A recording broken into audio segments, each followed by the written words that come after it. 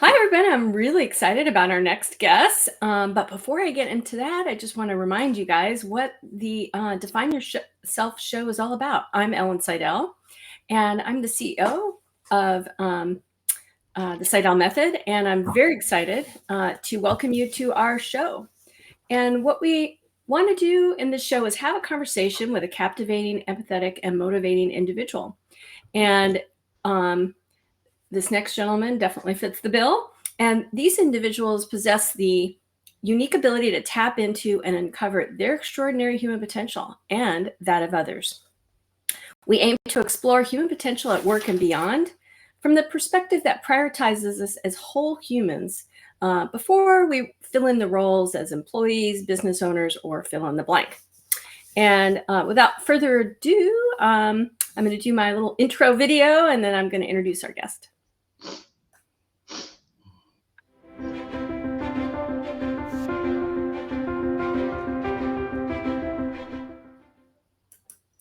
And so welcome to David Irons. He's a strategic and operational leader.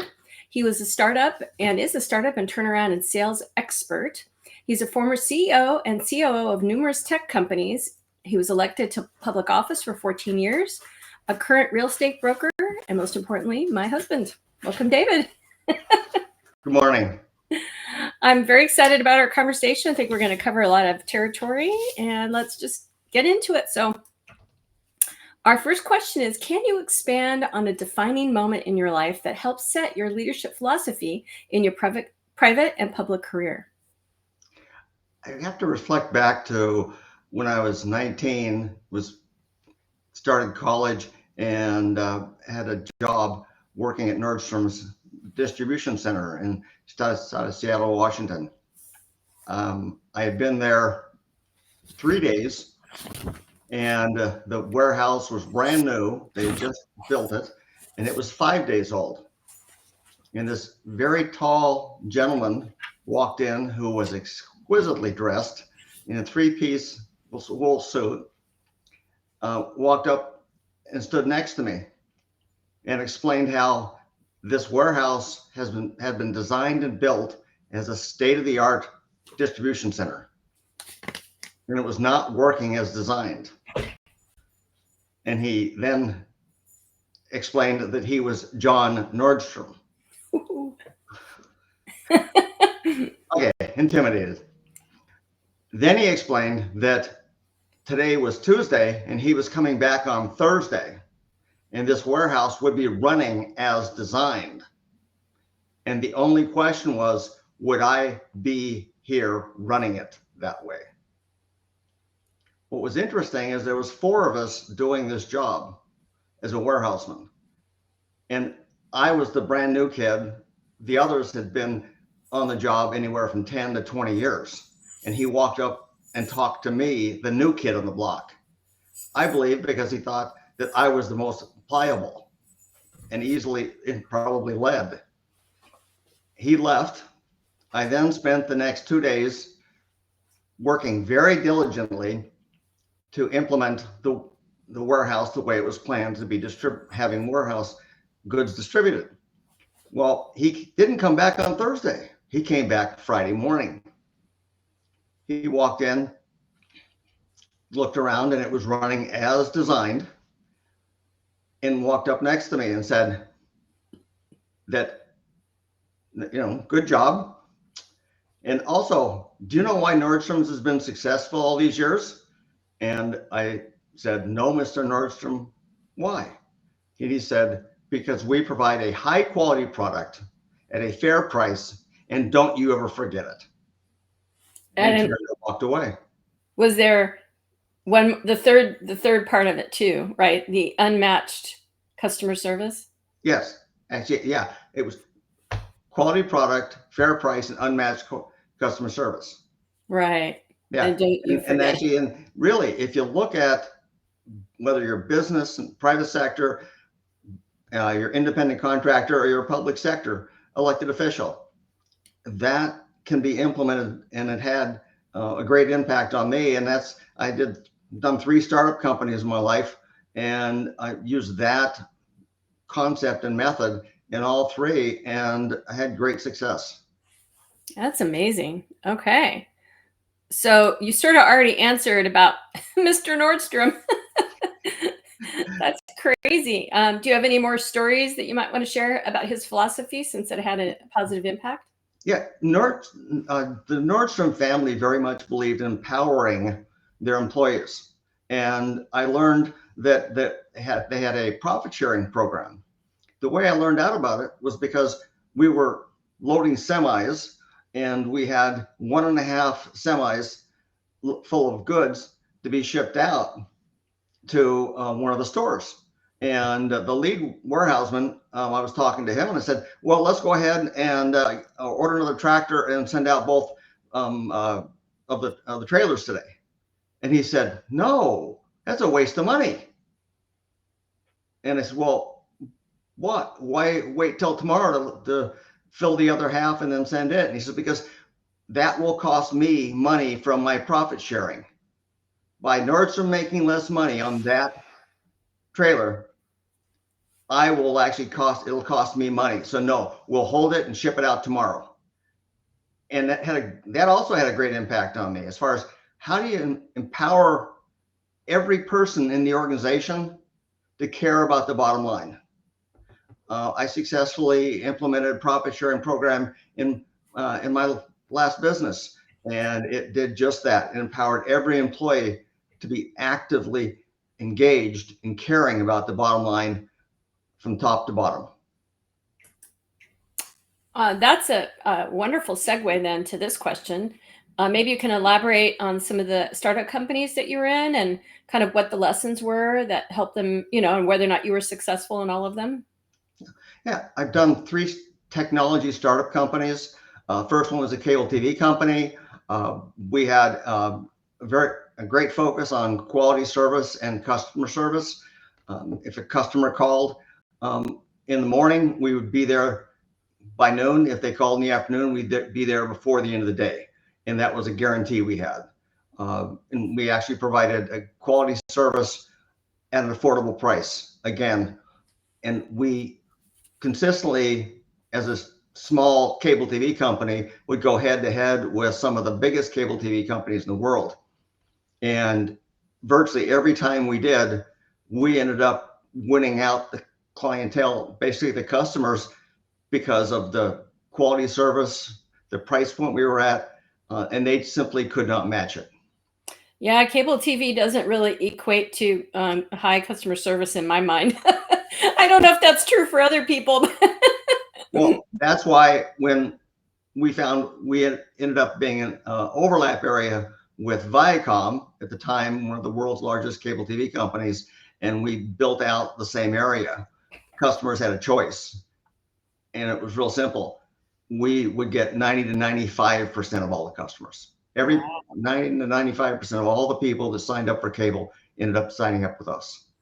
So that's one of the 3 startup companies that you were successful. Do you want to share the others? Correct. Actually, you learn a lot in your successes, but I find you even learn more in your companies that are less than successful. Is that a euphemism? Yeah. My second company was an internet company. I was a minority stockholder, owned about 20%, ended up being the chief operations officer of the company.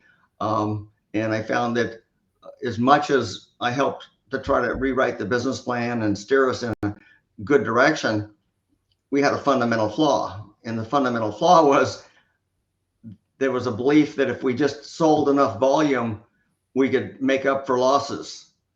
Unfortunately, we were losing a couple dollars every month on every customer. Volume doesn't make that up. I ended up leaving after a couple of years.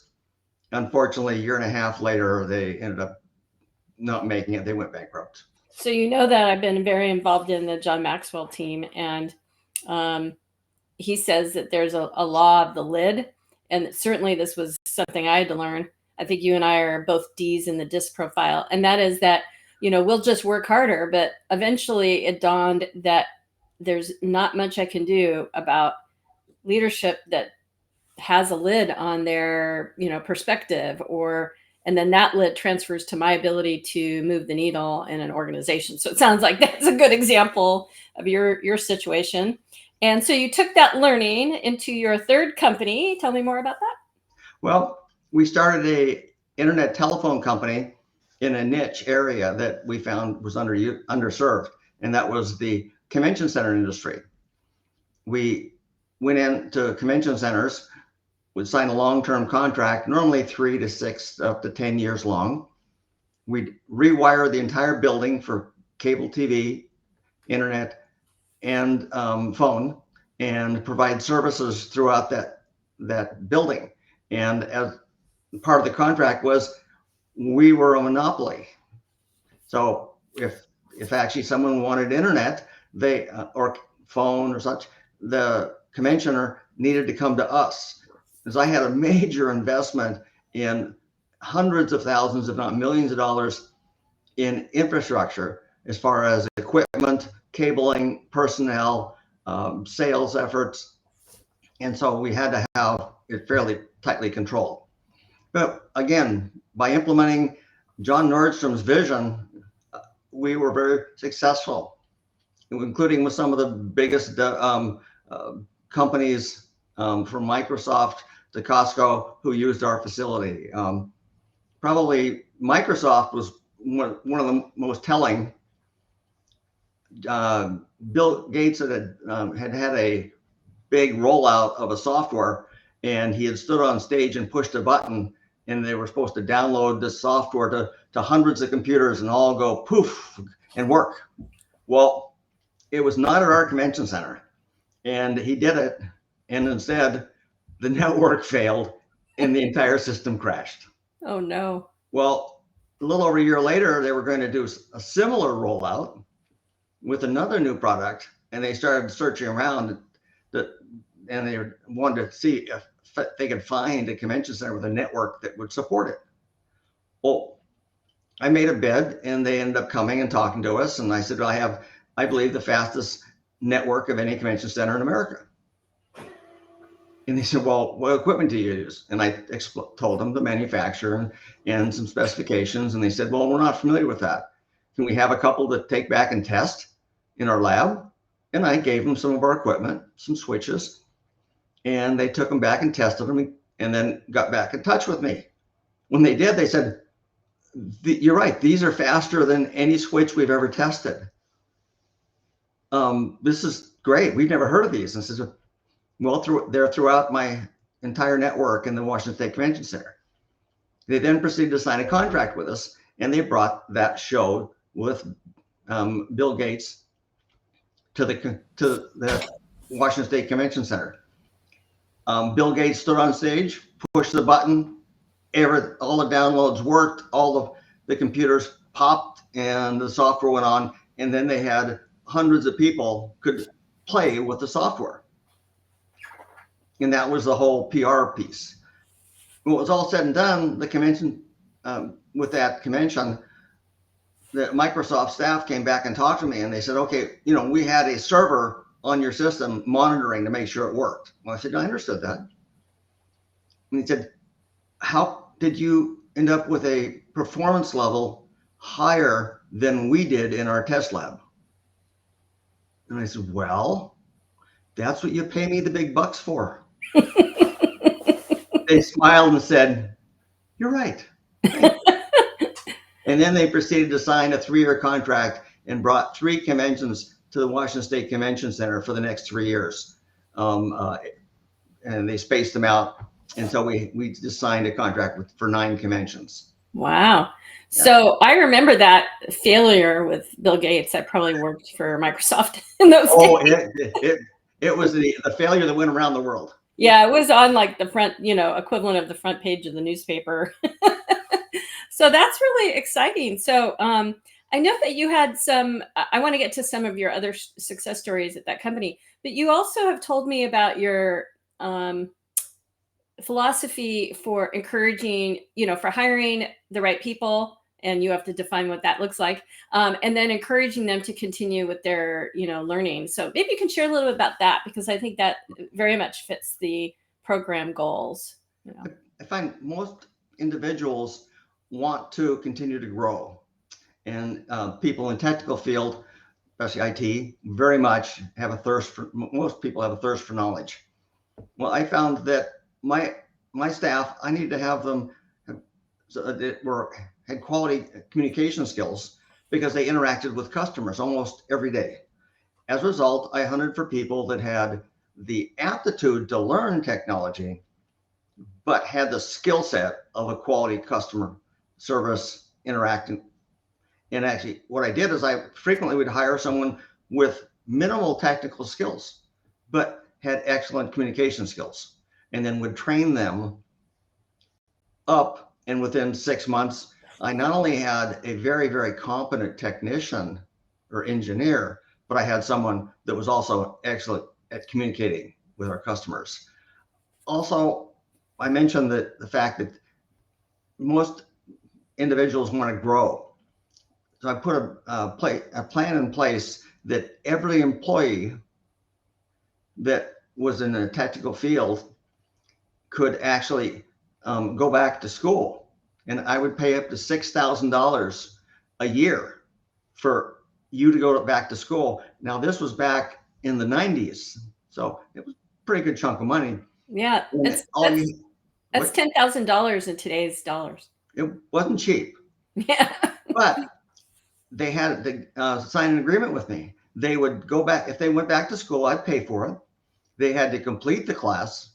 They had to graduate with a successful score, and they would come back and I would give them an automatic raise. Wow. Well, I ended up with staff that, one, continued to grow and be more technically competent at a higher and higher level all the time. So I had individuals continue to grow for years. I owned that company and ran it for 11 years before I ended up selling it. And I had entry-level staffs ended up in some senior leadership positions because of that. They kept growing. I also had one really wonderful young man who really did try, but he took the class and then failed 4 times in a row. Part of the agreement was if you fail and if you don't pass, you have to pay me back. Now, I put a payment program in place for him. I really felt bad because he was a wonderful young man. But three years in a row, he took the same class. And he came to me and said, "David, I want to take the class again." And I said, "This is breaking my heart, but you have rules and you need to abide by them." And I said, "If you want, okay, I'll pay for it." And he went back and the 4th time passed it. And what was really interesting is once he passed that, he continued to grow and now is in a management position in the convention center industry for technology. Wow, that's awesome. So your employees had a little bit of skin in the game on the risk on themselves, on betting on themselves. So that's interesting. But then the automatic raises is really, that seems a little unique. Did you know other similar leaders in other small businesses or medium businesses doing things like that? No, but I've always believed you need to pay people a fair wage. And there's always someone out there that can probably make a better offer to an employee. But if an employee sees that they can continue to grow and there's upside and there's almost an unlimited upside to where if they want to really push themselves where they can go, people will stay in that environment. And it was very, very unusual for me to lose an employee.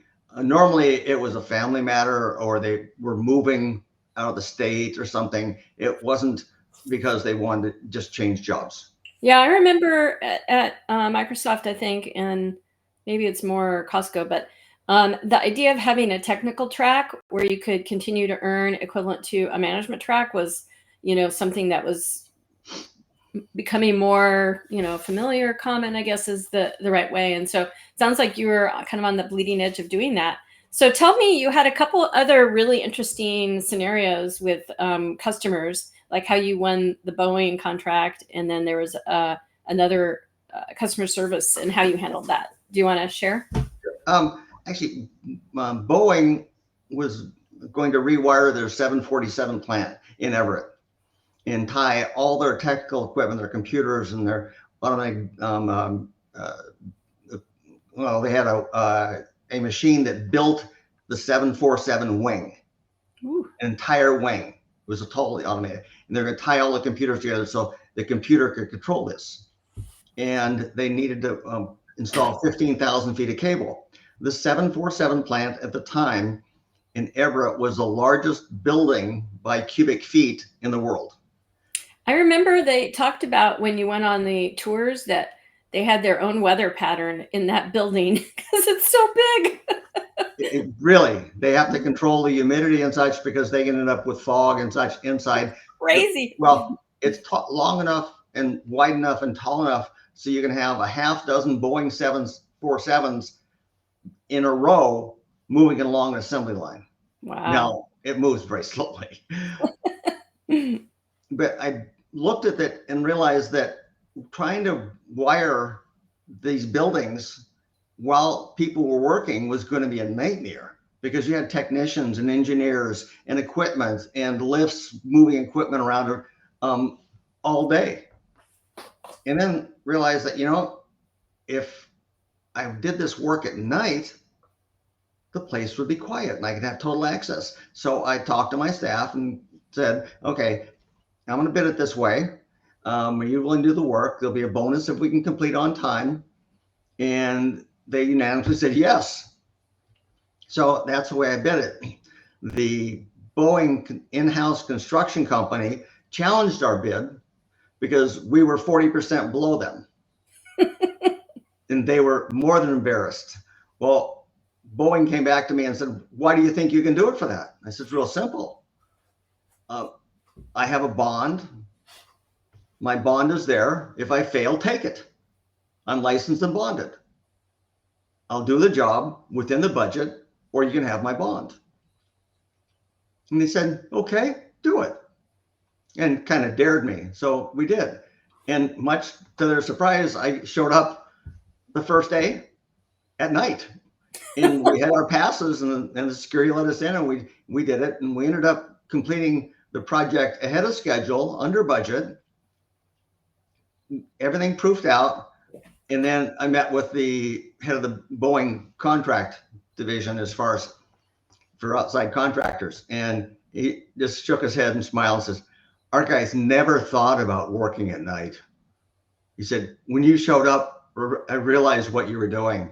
And he said, great move. He said, because again, you couldn't bring your high lift equipment in because we're talking a building that's, you know, like 5 or 6, maybe 7 stories tall, and you need to run wire at the top of it. Wow. So it was, and then we had tunnels underneath, and we had to have access to these tunnels. And well, the tunnels were underneath the assembly line. So we were in and out of them all the time. So it really was fun. The crew unanimously had a good time because when we got done, the Boeing representative said, you want to see the inside of a 747 halfway completed? He said, you can't touch anything. I brought the crew and we got to walk through a 747 that was only partially completed. It really was a lot of fun. We had a good time. Everyone got a bonus, as I promised, and we completed the job again ahead of schedule and under budget. So somewhere out there is a 747 with a little piece of paper that said inspected by David Irons under the seat. At that point in time, all I had was a skin. It didn't have any insulation. They were just pulling wiring through. Okay, so tell us your final story about the amazing customer service. And it was sort of a bad situation that turned out good. That was at the convention center. Oh, at the convention center, we were having a large convention moved in, and a normal move in is 2 to 4 days. But this one was going to be 6 days. It was a very large, complicated convention. And they started coming, the conventioners came up to us early, started asking, can we turn the Wi-Fi system on early? Because they had contracted to get Wi-Fi, but normally it goes live the morning of the show. I told staff, go ahead, open the Wi-Fi up. It'll be wide open for everyone during the move in, but explain to them and give them the information that the morning of the show, they have to reconfigure their equipment so it works on our network. We did, and halfway through the show, I got a call by my manager at the building and said, we got major problems. People Wi-Fi aren't working. And I said, why isn't it working? And they said, well, apparently we told them they needed to reconfigure their equipment this morning, but they didn't do it. And so a whole bunch of people don't have Wi-Fi. We're working it out. And I talked to John Christensen, who was the manager of the building. And he said, yeah, we've had a major uprising. Things are getting worked out. But we have several of the commissioners would like to meet with you tomorrow morning. We meet with a representative of the company. And I said, well, I'll personally be there. Well, I actually talked to my staff and I said, I want a report showing every call and when it came in and when it was fixed. And so I had pages, and it was about 5 or 6 pages. It was a big convention. We had a lot of calls, unfortunately. And it had it on the dot matrix printer paper, the continuous. So we got to there that morning. It was 8 o'clock. I walk in with John and I get to the room, and instead of 6, 7, 8 people, it was about 150 people in the room. It was standing room only. And John there's the stage. So I walked up the podium, introduced myself as a CEO of the company, explained what happened and why it happened, and said, the buck stops with me. I apologize profusely. We should have done a better job of communicating, and also explained that I knew every person that had called in and your booth and when you called in and when it was repaired. And then for the dramatics, I took and held my arm up and then let the paper drop so it went all the way to the floor. And I said, here's all the calls that came in and when everyone was fixed. Now, that was our mistake, not yours. Every person will be getting that called in will be getting a refund for the time that you were out. And then I'm going to take and double it, which meant if you were out for 1 day out of a 5-day convention, you'll be getting a credit for 2 days. So that's my apology. We should have communicated better. I apologize. Is there any person in this room that is currently has a problem with their internet? Nothing but shaking heads. No one said anything. I said, okay, any questions? And just a few thank yous. And we all got up and left. Walked to the back of the room and walked out with John Christensen and said, okay, how'd we do? And he said, well done. And he said, oh, by the way, John, that refund, because you get roughly 30% of the gross revenue of every sale. That will not impact you. That refund will be coming out of our side. You'll be getting as if it was a no refund. And he said, oh, didn't expect that. Thank you. Then he also said, well, this convention is going to your chief competitors convention next year on the East Coast. And I got news for you. They'll be back here soon. I said, why? And he says, because if they have a problem like this there, I guarantee their CEO is not coming to meet with them, and they will not be getting a refund. So you set a very high mark, great PR, well worth whatever it costs us. Thank you. Well, that reminds me of John Nordstrom's third part of his philosophy, right? Correct. Unmatched customer service. Wow. And as he said, never forget that. And I never did. Okay, so we're going to turn the page. So how did these private sector experiences help you in your public sector roles? And maybe you can share a little bit about what those roles were. Well, initially I ended up running for a public office. It was a school board position. My kids were young and I wanted to help make the school district better, provide better education. I did that and found that we were having continual problems with the county, who were giving us permits to build new schools. We were rapidly growing, and I became very dissatisfied with the county, and then ended up running for county council. King County is, at the time, was the 5th largest county governmental agency in America. And as a governmental agency, it was larger than 14 states. So we had a $4.5 billion budget at the time. And actually, it was exciting, but they had a lot of problems. So I ran and ended up, much to my surprise, I won. And I believe the private sector and the public sector have a lot in common, and that is they have problems and you solve them. Well, I took my concept of public service and quality customer service very much to that position, held a minimum of one public meeting in every city in my district, which when I was elected had over 200,000 people in it, and had large numbers of cities, small and up to about 40,000. So real cross section, and held public meetings, listened, and I was there to listen. And we tried to solve problems. That was my concept in the private sector, and I believed we could implement that in the public sector. And I think we did successfully. I also believe in term limits, and I stayed in 2 terms and term limited myself, and then left and went back to my company, who was still going strong. And it was very satisfying to see problems, help people, and solve their problems and move forward. Great. So as we kind of wind down the discussion here, we've covered a lot. Do you have any last, either stories to tell or insights on kind of, it has to do with this idea of tapping into your potential. I know there's been times where, you may not have felt that you could do something, but you persevered anyway. And so kind of, what was it? What was that spark in you that kept you going? I've always heard and remember a comment that my father made, and he said that you have unlimited potential. You can be anything you want to be. And didn't really think about it at the time, but I've always remembered that.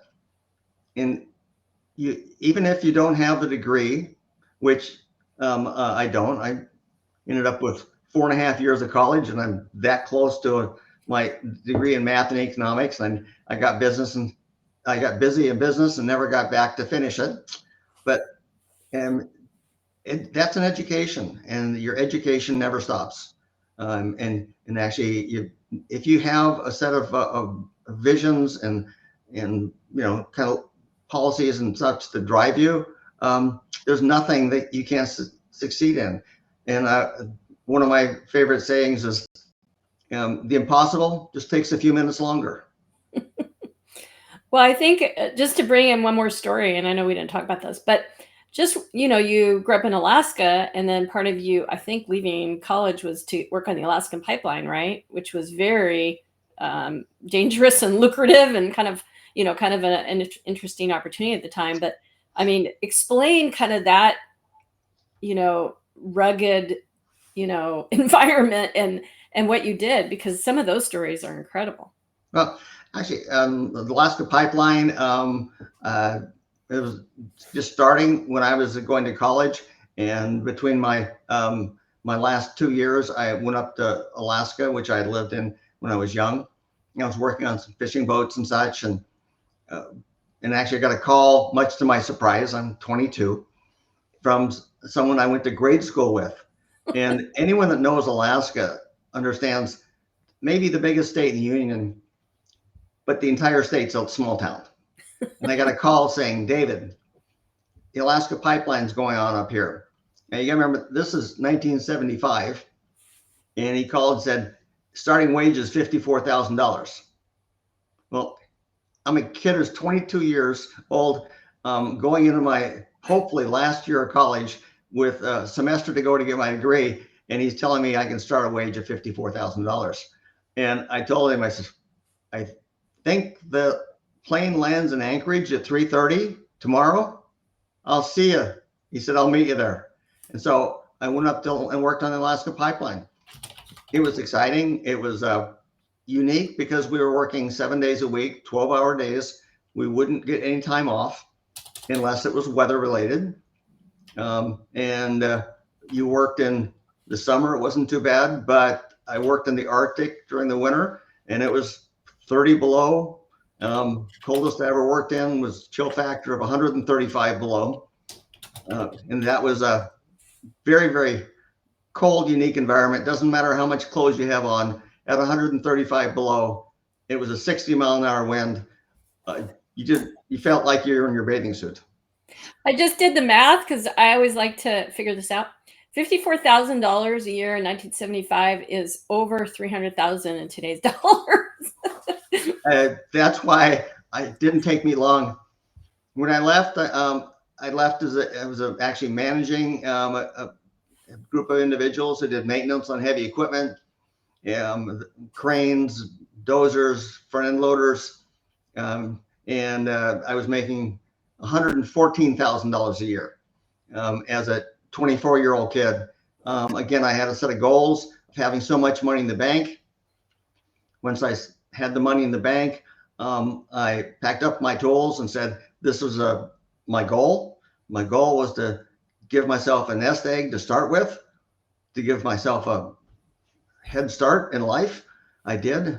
Working 12-hour days, 7 days a week was not my idea of a good time, but it's short-term pain. You can handle short-term pain if you know there's an end game. And the end game was hitting my goal, getting it in the bank, and then coming back and starting my life back in Seattle. Wow. So can we do one more fun story? Sure. So remember what happened when that certain makeup was eliminated? Oh, I don't want to give it away. Okay. When in the Arctic, when you're in the 20, 30, 40 below, you have to wear chapstick and you wear face masks to cover it. So the only thing exposed in reality are your lips and your eyes. And so you have to wear chapstick because of the extreme cold weather. It's so dry. And what's the negative 30 or that? I don't know. Tell me what it is with wind factor. Oh, with the chill factor, it was not unusual to have anywhere from 20 to 45 below zero. Wow. And you guys look like the Doughboy, right? Oh, yeah. With your outfits and everything. The only way you could recognize people was what color face mask they had on, because it was an entire hood that covered them. And we all had brightly colored face masks so we could knew who each other was. Well, actually, where we got the chapstick was from a small little PX we had in this camp, in each camp, and they didn't carry much in the way of just some snacks and some candy and such you could buy and chapstick. Well, I noticed they ran out, and so I went back to the medic we had, and he had some, and I said, "Can I have some?" So I grabbed what he had, and turns out we were running out of chapstick. The order was delayed, and everything took longer because it had to be flown in, normally from Anchorage, which is and then that normally came out of the lower 48. So it could take weeks, if not a month. You'd order something before it arrived. Well, we actually noticed that people started getting a little desperate and asking each other, "Chapstick? Do you have any chapstick?" And what was a little entertaining was the fact that we did have a camp of about 5,000 men, but we had about 150 women in the camp. And so we had a very small amount of makeup in the PX. Well, I kind of started watching. I noticed that all the kind of clear gloss lipstick went off them, got sold right away. That wasn't too bad. That did act as chapstick. Well, then the bright reds disappeared. And this is where it became fun. Because here's a bunch of 20-year-old kids, and then we have the guys that have been doing this for 20 and 30 years. They're in their 30s, 40s, and 50s. That most of them were from Texas and Oklahoma, where they build a lot of pipelines. And it turns out they were the ones that actually found out about the chapstick shortage at the end. And so they ended up with the bright red. So here's a bunch of 20-year-old kids. We got our revenge, because here's the 50-year-old guys that used to ride us because we didn't know anything. We're a bunch of young kids and such, and need to go back and learn. And all of a sudden, these are the guys walking around with bright red lipstick on. So we did get our revenge, and I will say, we didn't get quite as much hassle from the old boys after that. Wow. So, okay, I lied. One more story, and then we could go. Because it's just so hard to, I think, even understand, especially as we live in Florida right now, so quite different from Alaska. How extreme the environment is, and talk about tapping in potential. I mean, like, who would even imagine you could build a pipeline in those kinds of temperatures and environment? Remember that time where I think it was so cold that some big equipment seized, and you got in a helicopter with, turns out, like the head of the pipeline, and what you had to do to fix it. Yeah. I had actually come out and actually had left camp, and it was just beginning of winter, and I was waiting to go back out to my next job.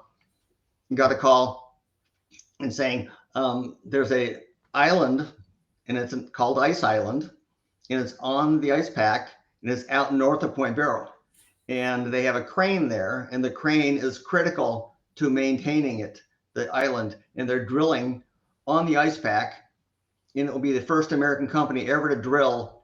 And it was Union Oil 76, and they drill and hit oil on the ice pack. The Russians and the Norwegians have done it, but no U.S. company had ever done it. And they said their crane broke down, and they need someone to fly up and fix it. And we've got like 18 hours, and it's like a 5-hour flight up. And why do you have 18 hours? Because the ice moves, the ice pack moves. And what they had done is they had actually frozen by piling snow around the edge of this island, the ice, and then putting seawater up on top of it. They had gradually pushed the ice down and hitting the seabed, which is only about 6 feet below the ice. And the ice was about 6-7 feet deep. And what they did is they continually had ditch witches that went around the island, cutting the ice. So as the ice shifted, the ice island would stay in one spot. And what the crane did is it had a large clamshell and would pick up these blocks of ice that were 10 by 10 by 6 feet deep, which weighed tons, and set it off the side. And so the ice pack could move, but the ice island would stay stationary so they could drill. Well, if the ice pack hit the island, it would shift, and the entire drilling effort would be destroyed. So I said, yeah, I'll do it. And I grabbed my equipment. I had one toolbox and my Arctic gear. Rushed to the airport. This twin-engine turbojet met me, and tall gray-haired man, about 50, got out in a white shirt, and he said, "Get in. Where's your tools?" And I said, "There." He said, "I'll get them." He picked up my toolbox and brought it in. Turns out that was the VP of development for Union Oil 76. He had flown up in their plane from California because they were about to lose the entire drill rig. Yeah. Ooh. I get up there, and it turns out they had winterized the entire crane because it's so cold, regular oil will freeze. So you have to use special oils, and they had forgot about the differential. And when I got there, the differential had frozen solid, and they tried to move it, and they broke it. So they sent me up there with a new third member to put in this differential. I got there, we heated it up, got it out, put it in, and then got it back operational before the ice. But we were probably less than a foot away from the ice pack hitting the ice of the island, which the force of the ice pack is immense. It would have just moved the island, and we would have lost everything. Wow. And so I ended up working there most of the winter, working 7 days a week, 12-hour shifts. But one fun thing I found was the cook. I asked him about why we didn't have any pastries, we had about 150 men working 2 shifts total, working, and he cooked for every shift. He said, "Well, you like pastries?" And I said, "Yeah, I do." And he said, "Well, I'm a pastry chef by trade, but no one here likes them." And so every day he would bake something, cookies, donuts, pies, cakes, something. Every day I had fresh pastry. And he thought that was fantastic. And I had a private chef. And with all the extreme temperatures and being a young kid, calories were no objection for you. Oh, actually, we used to eat an immense amount of calories every day because you were out there working 12 hours a day and 20, 30, 40 below. You burned it off so fast you couldn't gain an ounce if you wanted to. If anything, if I were to eat 1/3 of what I ate up there, I would blow up like a balloon. Yeah. But I thought we had fantastic food, but it's like every place. Most people always complained about the food, but we had in every camp I was at, we had excellent food. We had prime rib on Sunday. We had steak 2 other days a week, and normally you'd have 2 or 3 main dishes and side dishes. In Prudhoe Bay, you could, if you didn't like what was being served, we had a small bar you could go to, and the bar was actually for hamburgers and hot dogs. And they'd make a hamburger hot dog, and that was for 24 hours a day for you. So that's amazing. Oh yeah. Well, I'm gonna wrap up the interview, but that reminds me, it's kind of a funny thing when you have like an amazing restaurant in the middle of nowhere. So hat tip, Hitchhiker's Guide to the Galaxy, because my 2 daughters and my dad and his girlfriend went to Israel, Egypt, and Jordan. My dad wanted to see Petra, and it's one of the, I think, 9 wonders of the world. Anyway, so we go down Petra, which is, in the middle of the desert in Jordan. And my dad was getting tired. So we took a really funny camel ride, which I won't tell you all the details of that, although it was really hilarious. And we get at the end of the road of Petra is the restaurant at the end of the universe. If you've read Hitchhiker's Guide to the Galaxy, it was this like 4-star restaurant in the middle of nowhere. And, after all that hike, you're like, good food. So you never know where you're going to find good food. But thank you for sharing kind of your wisdom on your, kind of traversing your career, because you have a very broad career in both the private and public sector. And I think it's fun also to realize that, there's so many different, challenges that you faced in your career, whether it's icebergs and and regulations, when you were dealing with your companies and also being in business. And so I think bears in Alaska. What was that? Or bears in Alaska. Yeah, or bears. Yeah, well, now we won't. In the future, you might wrestle an alligator, but we won't go there. But anyway, thank you so much for being here. This has been a very wonderful conversation, and see you later, honey. Thank you. Take care. Bye, everybody. Bye.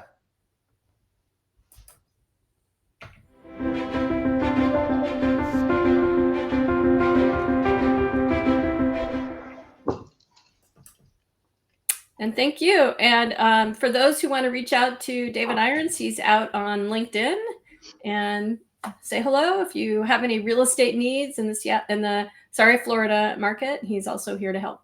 Thank you so much. See you later.